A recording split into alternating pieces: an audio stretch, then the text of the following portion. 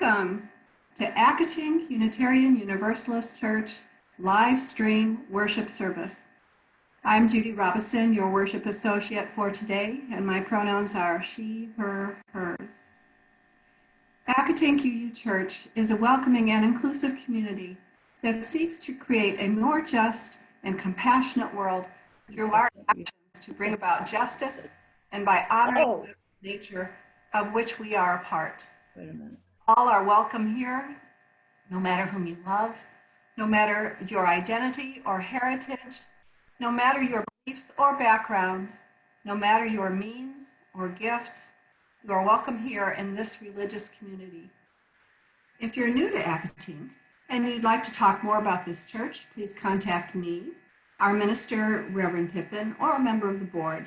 Contact information is posted on our website at www.accotinkuu.org.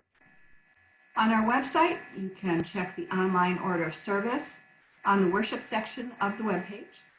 While you're on the website, be sure to check our events page for upcoming virtual gatherings and other news. I now invite you to close your other windows or apps and devices. Take a deep breath and center yourself for worship.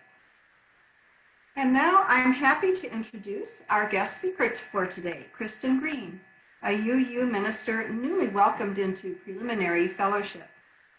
She is the adopted daughter of two Midwestern women who raised her in a suburb of Kansas City, Missouri. Kristen is a scholar of language, identity politics, sound healing, and liberation theology. She graduated from Wesley Theological Seminary in May 2019 and has served as a minister and chaplain in churches, hospitals, and the community. Kristen looks forward to sharing sacred time and good vibes together in beloved community. Good morning. It is so good to be with you this morning online from both my home and yours. This time is made sacred by your presence. And here we are, wondering about the nature of renewal out of the unexpected, the nature of mud and the nature of flowers that emerge from the dark mess with fragrant beauty. We are here to wonder about our mud, our lotus blossoms, and how we can grow together. So let us center our hearts, fully arrive in our bodies for this sacred time.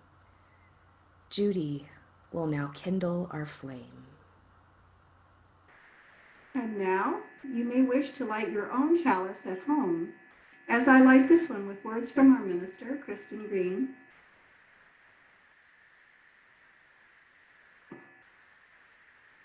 We light this chalice in a spirit of growth, knowing that light comes from the dust and life comes from compost. May this flame remind us of the newness of each moment as we set our intentions for this sacred time together. I invite you now into a posture of meditation or prayer, to center your bodies and feel the air filling your lungs into a deep belly breath.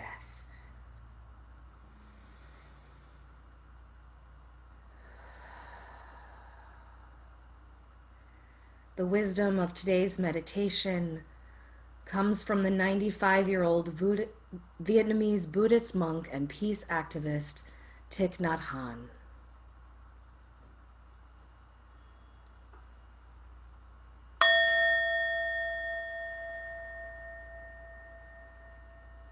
The sound of the bell is the voice of the Buddha within.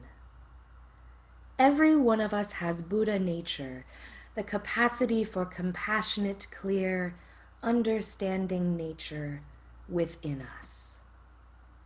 We hear the bell and pause.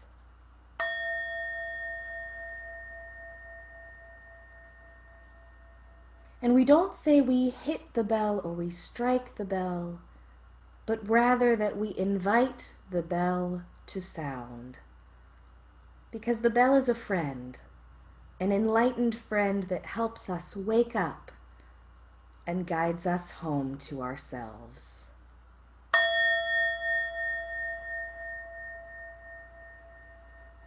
Gentleness and nonviolence are characteristics of the sound of the bell. Its sound is gentle but powerful.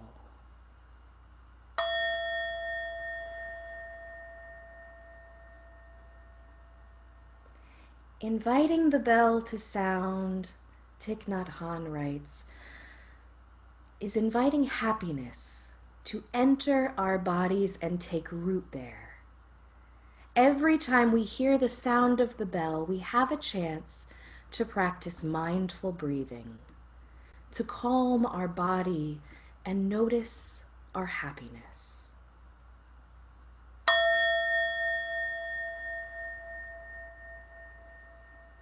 We can invite all the cells of our body to join in the listening to the bell and allowing the sound to penetrate us.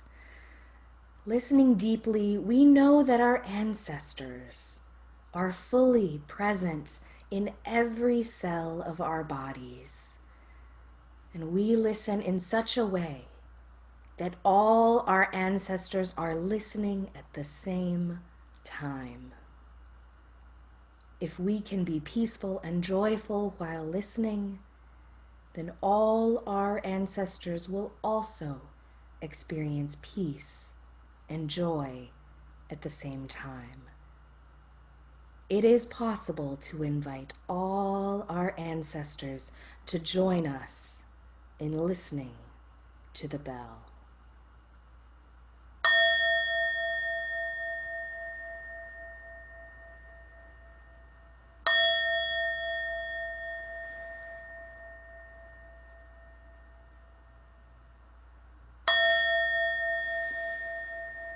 We are grateful for the sound of the bell, for the presence of our ancestors, for the presence of each other in this moment.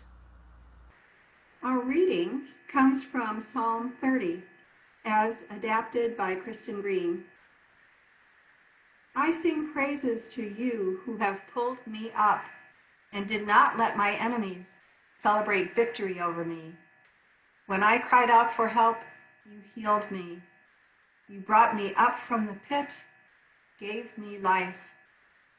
All of you, I encourage you to sing and shout your gratitude. Conflict lasts for a moment, but love lasts a lifetime. Weeping may linger for the night, but joy comes in the morning. Thank you, Judy, for those living words of the psalmist. As a second reading before I begin, entitled No Mud, No Lotus by Thich Nhat Hanh. In each of our Plum Village practice centers around the world, we have a lotus pond.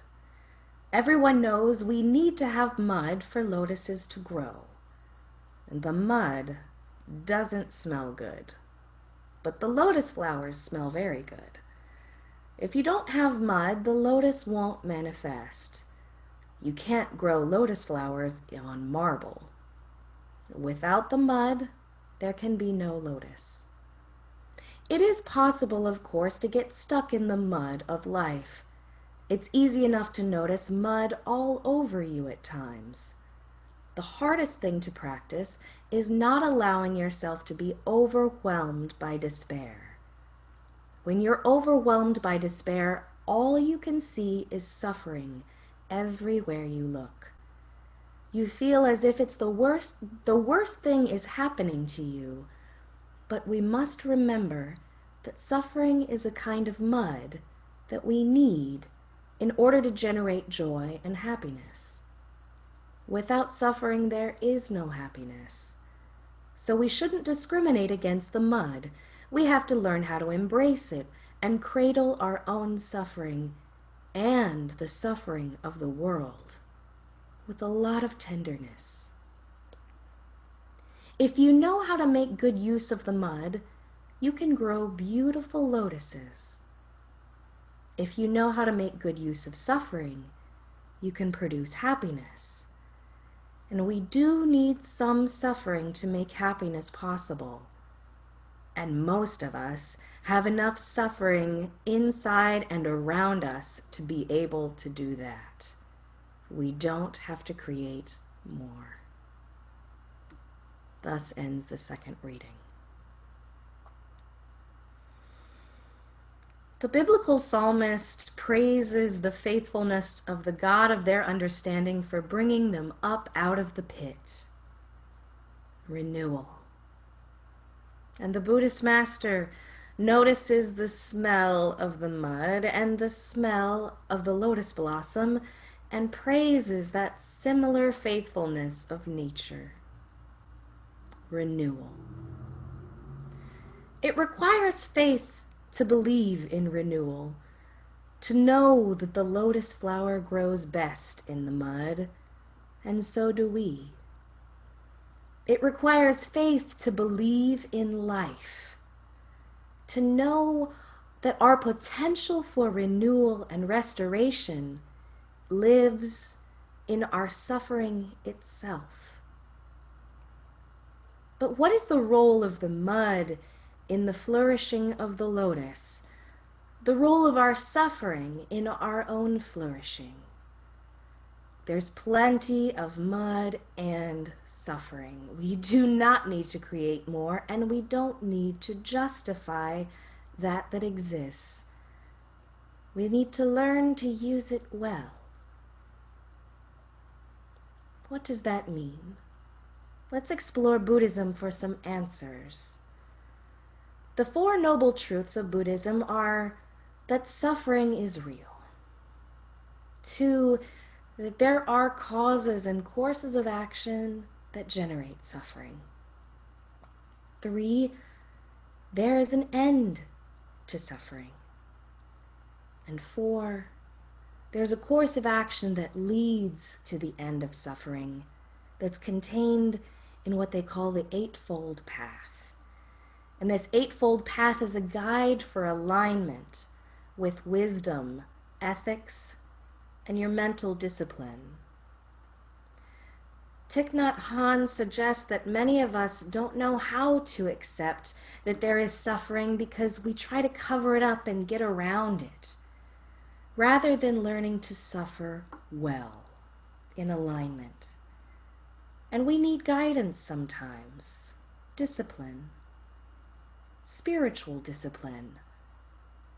Mindfulness practices aid in the awareness of pain and suffering so we can connect more deeply with ourselves and with others. We understand our suffering with our wise mind then, feeling the unethical suffering of the world and processing our pain into helping hands and ending the suffering of others. The Reverend Dr. Rebecca Parker, one of our Christian UU theologians, writes about how her theology evolved to push back on the idea of redemptive suffering, that suffering can save us. Often, this theology leads the oppressed to believe that suffering is glorified or their lot in life. Her writing lifts up the stories of women who stayed with their abusers because they hoped that they had enough love for their situation to grow beautifully out of the mud. Black humanist theologian Anthony Pinn writes that suffering is evil and it must end. To think otherwise is to deny the value of human life. So in Pinn's view, suffering results from human misconduct and can be remedied with human behavior change and heart change. Pinn doesn't believe in God, but he trusts, he has faith in humanity, that we can end oppression and find ways to eliminate so many kinds of suffering. He thinks that when we finally stop waiting for the divine to help, he says we will take the initiatives to help others and ourselves. Said another way, Pin believes that joy comes in the morning only if we take the initiative. Reverend Parker and Master Han say yes, and we rest in the love that sustains us to take that initiative each morning. Reverend Parker suggests that we are saved by our efforts to end suffering. We are called by the divine to do so. And she writes about understanding a God who delights in revolutionary disobedience and spirited protest. Was not Jesus one such as this, a prophet who confronted injustices and risked opposition rather than to conform to an empire that enforced its oppressive will through violence? Our mud is not simply necessary, it must be tended to. It needs a light to shine down on it, to bring life up to the surface. In Buddhist tradition, the lotus symbol is not of our individual enlightenment, for our own enlightenment without the reduction of suffering in others is no enlightenment at all. Instead, the lotus is collective enlightenment and liberation. The lotus represents purity of the body, speech, and mind, as if floating above the murky waters of material attachment and physical desire. The lotus represents growth, beauty, and a rising energy. Reverend Parker writes in an essay about a cross-country road trip with a friend. She describes that one afternoon while passing through rural Pennsylvania, they noticed blinking yellow warning lights. And then they saw fields covered in standing water, and they passed several roads that were blocked off and closed. It looks like they had a flood here, they said. And they crossed a bridge over a wide river. The water was high, muddy, flowing fast, and sandbags lined the roadway. They commented to each other that they must have had quite a bit of water to contend with in these parts. It looks like these folks had had a major flood. And then they rounded a bend, and in front of them was a sheet of water covering the roadway, and the water was rising fast like a huge silver balloon being inflated before their eyes. They stopped and tried to turn the car around, but the water was rising behind them as well. Suddenly they realized the flood hadn't happened yesterday or last week. It was happening right now, and dry ground was disappearing fast. They scrambled out of their car to higher ground, and they were soaked to the bone outside of that familiar insulation, outside of the familiar insulated misjudgments about the country they were traveling through. She writes, "This is what it's like to be white in America. It is to travel well ensconced in a secure vehicle, to see signs of what is happening to the world outside the compartment one is traveling in, and not realize that these signs have any contemporary meaning. It is to be dislocated, to misjudge your location, and to believe you are uninvolved and unaffected by what is happening in the world." Friends, the mud is rising all around us. And it's not just our mud, and it's certainly not someone else's mud. We are in this mud together. We know suffering is real. But we're not stuck in the mud together. Remember, we're rooted in the mud. We find nutrition, deep lessons inside, and we reach with the lotus flower for the light above us. James Cone said, to live meaningfully, we must see light beyond darkness. And he suggests that we are required to have faith and hope. I don't think this means that we must work at it. Just as we have ample mud, I also believe we have ample faith and hope in things unseen. Faith and hope are not exclusively theistic beliefs, but instead elements of the human condition we all share. For example, as James Baldwin once wrote, you think your pain and your heartbreak are unprecedented in the history of the world, but then you read. It was books that taught me that things that tormented me most were the very things that connected me with all the people who were alive, who had ever been alive. Suffering does not redeem us. Suffering does not save us. Suffering defines us as alive. Suffering helps us identify with everyone who has ever lived and will ever live. And in our sharing of our suffering, in our sharing of our stories, we also include how we survived, how we were renewed, how we triumphed, how we delighted. Baldwin says these stories are never new, but must always be heard. There isn't any other tale to tell. It's the only light we've got in the darkness. Our stories are the light and the mud. Our listening and telling nurtures those lotus petals to break open into bloom. Our roots are wet and covered in earth.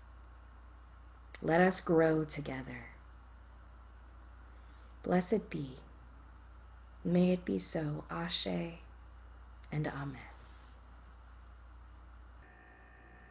And following on that message from our guest minister, Kristen Green, several members of the congregation remind us to be grateful for building relationships with our family or with nature that help us through this pandemic, and be grateful to the charities that are also helping people in the community get through all this.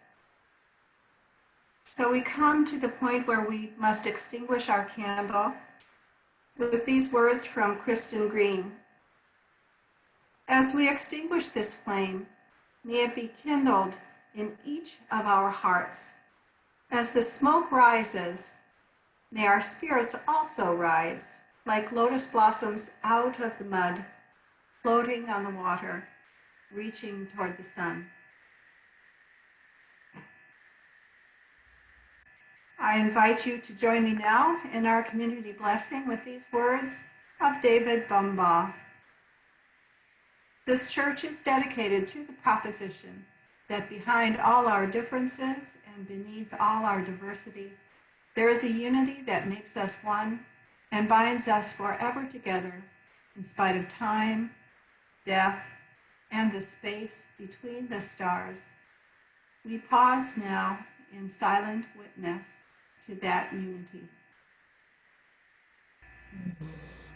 Friends, as we navigate these muddy waters, as we invite the bell sound, as we try to tidy up and make meaning out of things, let us breathe in. We know our suffering is there. Breathing out, we say hello to our suffering. Breathing in, We know our suffering connects us. Breathing out, we know we are also connected in our growth. Breathing in, we notice the mud. Breathing out, we notice the lotus. Weeping and mud may linger for the night, but joy comes and joy blooms in the morning. Go in peace.